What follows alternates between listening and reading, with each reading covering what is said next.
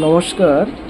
যাদের জীবনে রাহুর দশা কিংবা অন্তর্দশা চলছে কিংবা রাহুটা দৃষ্টি আছে, তারা এই জিনিসটা মেনটেন করুন যে শনি করে নড়াচড়া, রাহু করে গ্রাস।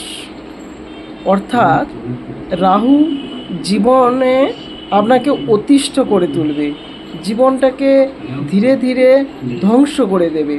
রাহু হচ্ছে কলিযুগের রাজা। অর্থাৎ রাহু যদি ঠিক না থাকে, আপনার জীবনের প্রত্যেকটা সমস্যা একটা দুর্বিষহ করে তুলবে। জীবনের প্রত্যেকটা দিন আপনার লাইফটাকে ধীরে ধীরে একটা খাদের কিনারায় পৌঁছে দেবে। তাই যাদের রাহুর দশা কিংবা রাহুটাকে, যাদের দশা অন্তর্দশা চলছে না, তারাও যদি রাহুটাকে ঠিক করতে চান, আপনারা প্রথমে কাজ করবেন যে বাথরুমের